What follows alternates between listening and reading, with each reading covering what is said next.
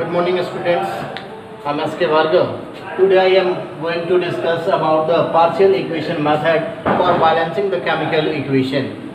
जैसा कि हमने बताया था कि बैलेंस करने के लिए दो मेथड को हीट एंड ट्रायल मेथड और दूसरा मेथड जो है वो partial equation method. Heat and trial method will be studied in class 10th, but partial equation method is studied in class 11th. But I am discuss the partial equation method of balancing.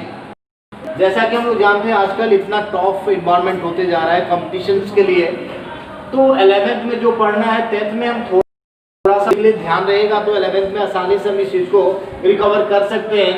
तो सबसे पहले हम लोग balance equation method को जान लेते हैं कि ये भी एक प्रोसेस है जिस प्रोसेस से हम आपका केमिकल इक्वेशंस को बैलेंस करते हैं. वैसे इक्वेशन को बैलेंस किया जाता है जब जो इक्वेशन आपके हीट एंड ट्रायल मेथड के सहायता से नहीं किया जा सके. यानी कहने का मतलब हम बात कर लेते हैं कि partial equation method of balancing chemical equation method which are used to balance the chemical equation which contains two or more reactants and products but not balanced by heat and trial method. That method is called partial equation method. यानी वैसे ही equation को partial equation के द्वारा balance किया जाता है जो heat and trial method से बैलेंस नहीं होता है. और हीट एंड ट्रायल मेथड वैसा यानी जिसमें आपका कंटेन करे मोर देन टू प्रोडक्ट, आपका टू रिएक्टेंट यदि कंटेन करता है तो उस कंडीशन में हम उसको हीट एंड ट्रायल मेथड से बैलेंस नहीं कर पाते हैं. अब रह गया बात कि आपका पार्शियल इक्वेशन मेथड में बैलेंस करने का तरीका क्या है, तो हम देख लेते हैं कि इसमें in this method the given chemical equation is split into two और मोर पार्शियल इक्वेशन. जो इक्वेशन दिया रहता है जिसे बैलेंस किया जाता है उसको सबसे पहले हम दो या दो से अधिक खंडों में यानी पार्ट्स में उसको सबसे पहले डिवाइड करके और पार्शियल इक्वेशन बना लेते हैं.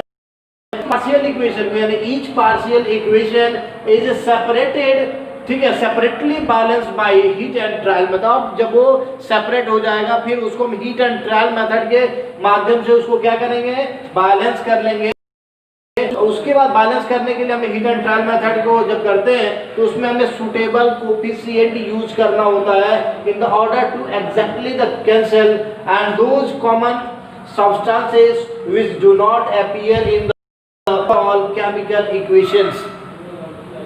कहने का मतलब है कि हम पार्शियल इक्वेशन कर देंगे फिर उसको इक्वेट करते हैं, मल्टीप्लाई करते हैं, ऐड करते हैं, ओवरऑल कैंसिल करके उस इक्वेशन को बैलेंस किया जाता है. ये इक्वेशन है आपका पार्शियल इक्वेशन मेथड. अब इसे ज्यादा क्लियरली समझने के लिए हम लोग को क्या करना पड़ेगा, इसके बैलेंस करनी यानी इक्वेशन पर समझना होगा कि हम कैसे इस इक्वेशन को सॉल्व करेंगे और इसको बनाएंगे. तो हम लोग थोड़ा सा इसको देख लेते हैं एग्जाम्पल के माध्यम से. नेक्स्ट हम लोग इसको एग्जाम्पल के माध्यम से बात करते हैं कि पार्शियल इक्वेशन मेथड की हेल्प से हम कैसे केमिकल इक्वेशन, किस प्रकार के केमिकल इक्वेशन को बैलेंस करते हैं. इसमें हमको ध्यान देना, जैसे हमने यहाँ पर लिखा है कि P4 प्लस HNO3 यानी phosphorus react with nitric acid, react with nitric acid to form phosphoric acid, nitrogen dioxide और वाटर बनाता है यानी H3PO4 NO2 और H2O बनाता है. जैसा हमने कहा मोर देन 2, तो यहाँ पर रिएक्टेंट तो दो है, बस प्रोडक्ट में क्या है तीन प्रोडक्ट निकला हुआ यानी मोर देन 3 प्रोडक्ट है.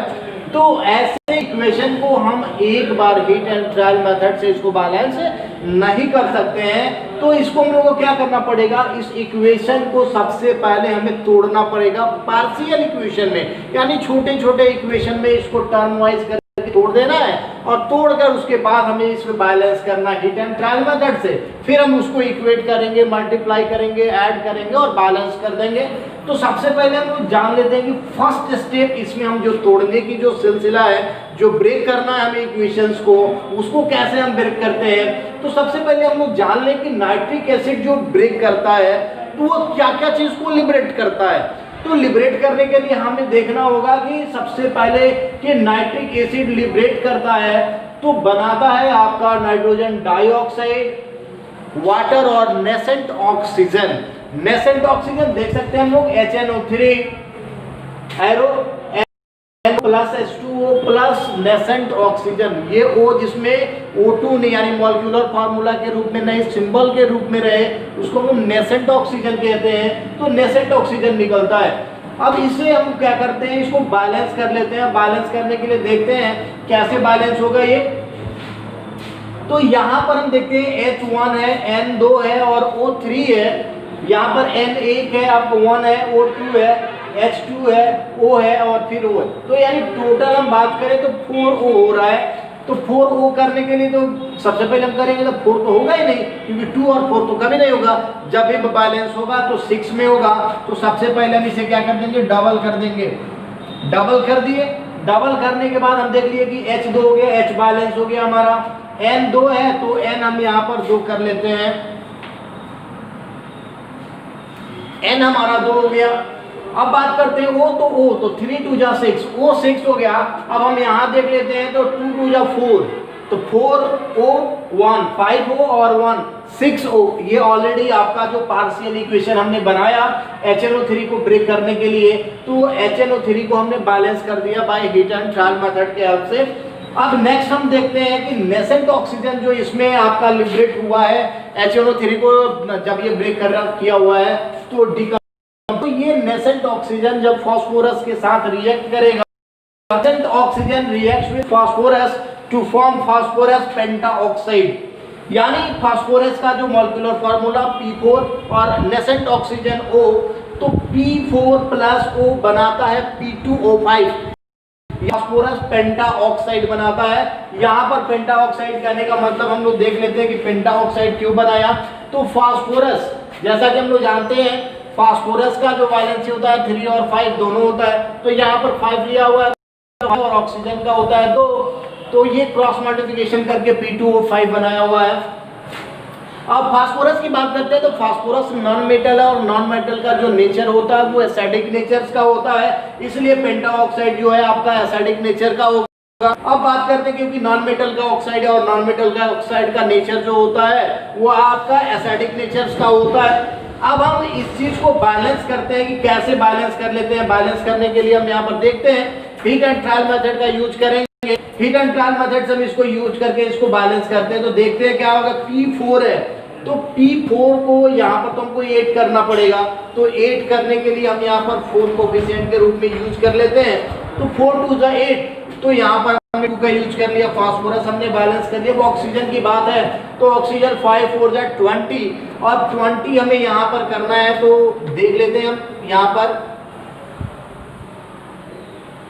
अब ये हो गया हमारा नेसेंट ऑक्सीजन बैलेंस हो गया 20 के हेल्प से। अब इसे हम लोग बैलेंस करके देख लिए। नेक्स्ट हम देखते हैं कि P2O5 को जब हम वाटर के साथ डिसॉल्व करेंगे तो क्या बनाएगा, उसका नेचर क्या होगा। तो जैसा कि हमने बात किया कि वाटर जो होता है, वाटर आपका ना ही एसिडिक होता है ना ही बेसिक होता है, वो न्यूट्रल होता है। और न्यूट्रल में जब हम किसी भी एसिड आते हैं तो वाटर उस नेचर को गेन करता है, और नेचर गेन करने यानी P2O5 को जब वाटर में डिसॉल्व करेंगे तो फास्फोरिक एसिड बनाएगा।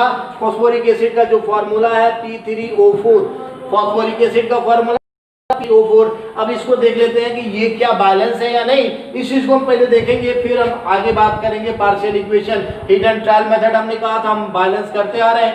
P2O5, P यहाँ पर 2 है, P यहाँ पर 1 है। अब बात करते 5 और 1, एक यहाँ पर है 6 है और H2 है। तो सबसे पहले हम यहाँ पर बात कर लें 2 से अगर मल्टीप्लाई करते हैं तो H हो गया हमारा 6 और O हो गया 8। अब इस कंडीशन में ये अभी तक ये बैलेंस नहीं हुआ। P आपका 2 तो हो गया, P बैलेंस है। O आपका 5 और 1 6 और यहाँ पर O हमने देखा कि 8 हो गया, ये नहीं है। इसको बैलेंस करने के लिए फिर से हमें देखना होगा, यूज करना होगा कि क्या हम कॉमन इसमें कोफिशिएंट को यूज करें जिससे ये इजीली बैलेंस हो जाए। तो इस चीज को हम लोग देख लेते हैं।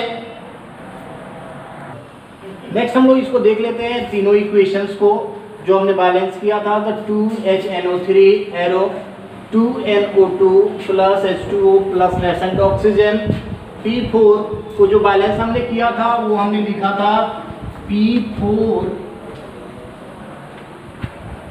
प्लस हमारा था नेसेंट ऑक्सीजन और नेसेंट बनाया था हमारा P2O5। तो इसको बैलेंस करने के लिए हम 4 से दिखाए थे कि 4 से भी बैलेंस कर सकते हैं। तो ये 4 2 8, यहाँ पर 2 किए हुए थे और यहाँ पर हमने 5 का बेस यानी B20 लिखा हुआ था। इसको हम हाफ में भी बैलेंस कर सकते थे। यहाँ पर हम कुछ नहीं देंगे और यहाँ पर हमें कुछ देने की आवश्यकता अभी तक नहीं है। यहाँ पर केवल 2 से भी करें तो ये हो जाता। ऑलरेडी 4 था P4 और ये हो गया 10 और इसमें हमने 10 लगा दिया। तो ऐसे भी करके हम इसको ले सकते थे। तो हमने P4 plus 10 nascent oxygen P2O5, ये इक्वेशन हमारा 2। और थर्ड इक्वेशन था P2O5 प्लस वाटर था तो 3 यूज करके हमने इसको बैलेंस कर दिया। अब तीनों इक्वेशन में करना क्या है, multiplying the partial equation 1 and 3, 10 and 2 respectively and adding all the 3 equation we have।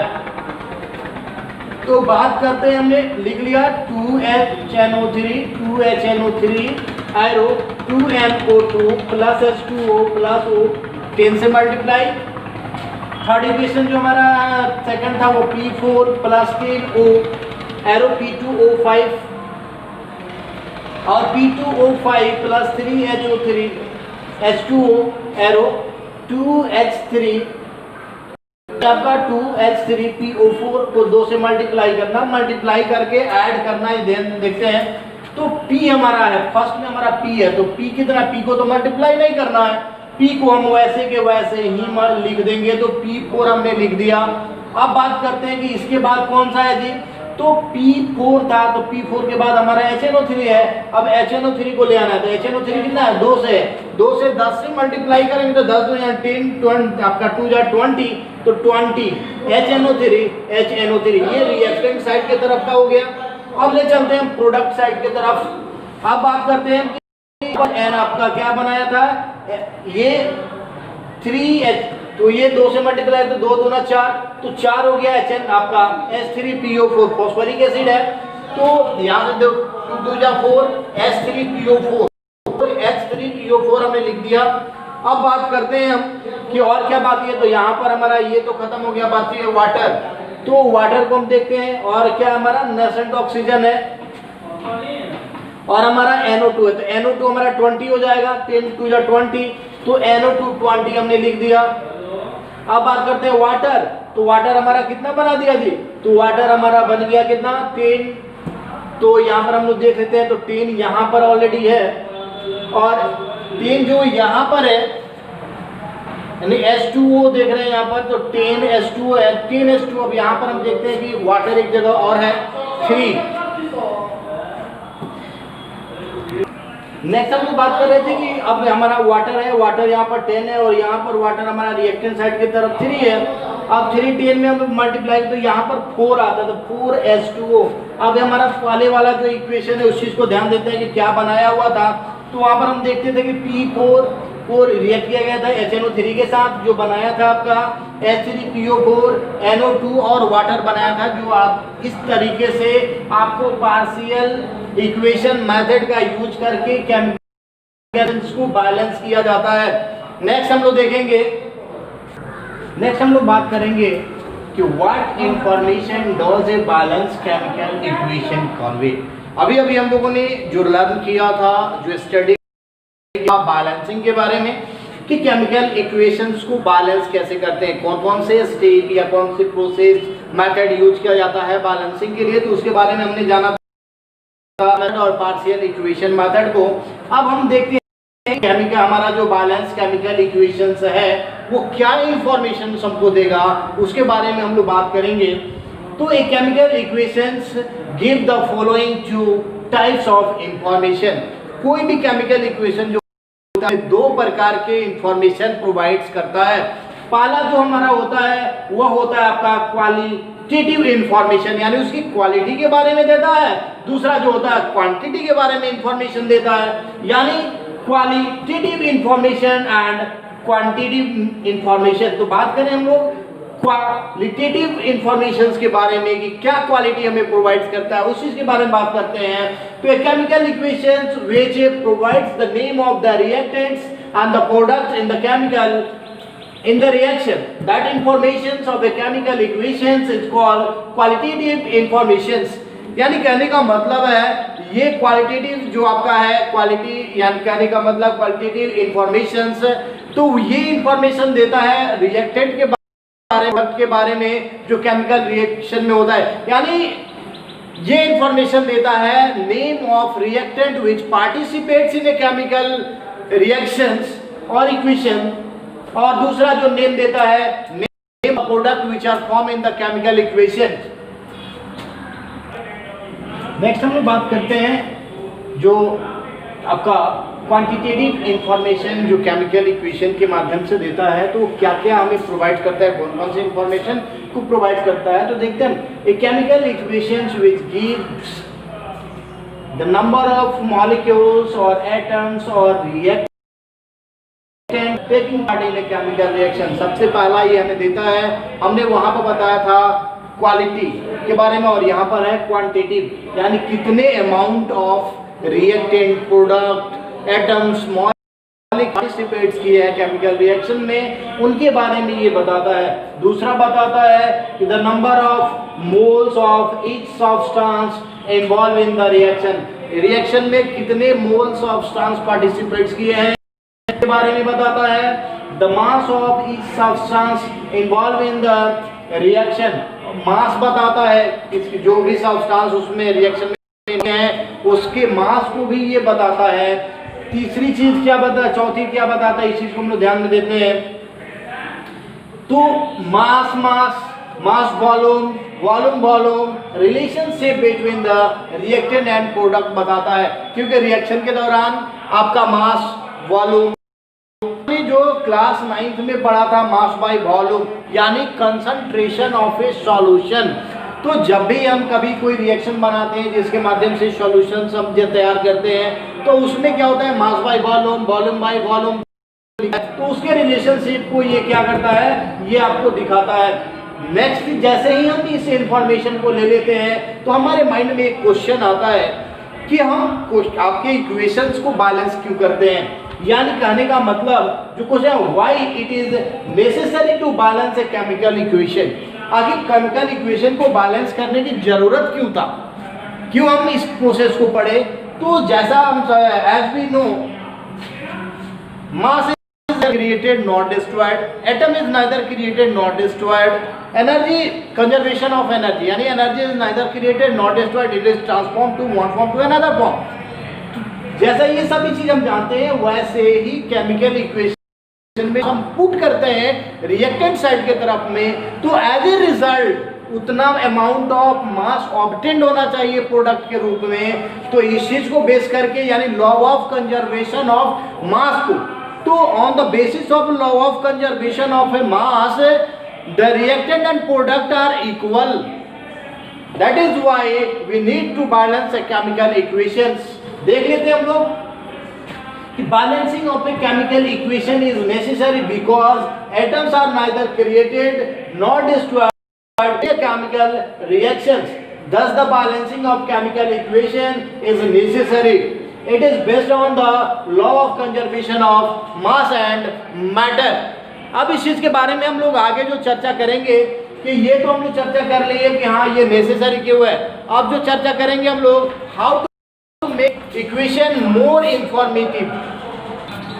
Next हम लोग बात करेंगे how to make a equation more informative, यानी किसी इक्वेशन को हम ज़्यादा से ज़्यादा उससे इंफॉर्मेशन कैसे प्राप्त करें, तो इसके बारे में हम लोग को यूज करना होगा। जैसे हम बात करते हैं कि to make a chemical equation informative we needs to use some symbols, यानी हमें किसी भी इक्वेशन से अधिक इंफॉर्मेशन निकालना है, हमें ऑब्टेन करना है, तो हमें यूज करना होगा सॉलिड के लिए S, लिक्विड के लिए L, गैस के लिए J, एक्वस के लिए AQ, हीट के लिए डेल्टा, इवोल्यूशन ऑफ गैस के लिए upward arrow, formation of precipitate के लिए डाउनवर्ड एरो, और स्पेसिफिक कंडीशंस जो यूटिलाइज होते हैं इक्वेशंस में, तो वैसे इक्वेशंस के लिए आपको रिएक्टेंट के तौर में सिंबल्स या मॉलिक्यूलर फार्मूला जो होता है एलिमेंट का वो प्लस उसके ऊपर जो कंडीशन राइज हो रहे हैं, या तो टेम्परेचर का यूटिलाइजेशन, प्रेशर का यूटिलाइजेशन, या in the presence of any catalyst, किसी भी कैटालिस्ट का प्रेजेंस हो तो वो उसको यहाँ पर और उसके बाद जो प्रोडक्ट होता है। तो ये सारी चीज हम पुट करके जैसे हम बात करते हैं कि कोई भी इक्वेशन जो हम लोग लिखते हैं, जैसे H2 प्लस O2, जैसे हम यहाँ पे बात करते हैं H2 प्लस O2 बनाता है आपका H2O। अब इस चीज को हम लोग बैलेंस एक बार कर लिए, बैलेंस कर दिए। अब बात करते हैं कि हाइड्रोजन, तो एज वी नो कि हाइड्रोजन इज ए गैस, तो डिनोट कर देंगे G से। Oxygen, oxygen is already gas, life protective gas है, ये लाइफ को देता है। अब बात करते हैं कि क्या क्या चीज इसमें यूटिलाइज होता है। तो इसमें यूटिलाइज करने के जैसे में इलेक्ट्रिक स्पार्क की कंडीशन यानी रूम टेम्परेचर हमें देना पड़ेगा, यहाँ पर हमें लिखना पड़ेगा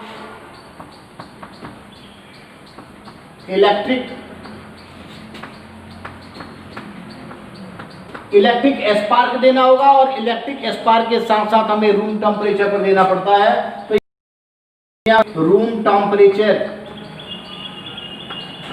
तब जाकर आपका बनता है वाटर। अब वाटर क्या बना, तो इस चीज के लिए आपको यूज करने के लिए सभी लोग जानते हैं कि वाटर लिक्विड है, तो इसके लिए हम L का यूज कर लेंगे। इस पर से आपको पता चल जाएगा कि कौन सा इक्वेशन कैसे बनता है, ये चीज आपको पता चल जाएगा। एक और एग्जांपल हम लोग लेकर देख लेते हैं, जैसे में अमोनिया यानी NH3। तो NH3 रिएक्ट करेगा हाइड्रोक्लोरिक एसिड के साथ HCl, यानी अमोनिया हाइड्रोक्लोरिक एसिड के साथ रिएक्ट किया, और ये बनाता क्या है, तो अमोनियम क्लोराइड बनाएगा। क्या बनाएगा जी, अमोनियम क्लोराइड, यानी NH4Cl, अमोनियम क्लोराइड। तो ऐसे तो नहीं, ये कैटालिस्ट के प्रेजेंस में, यानी इसको रूम टेम्परेचर देना पड़ेगा, तब जाकर ये रिएक्शन होता है। अब इस कंडीशन में हम लोग बात कर लेंगे, तो यहाँ पर हमें क्या चाहिए, रूम टेम्परेचर, रूम टेम्परेचर। अब बात करते हैं अमोनिया।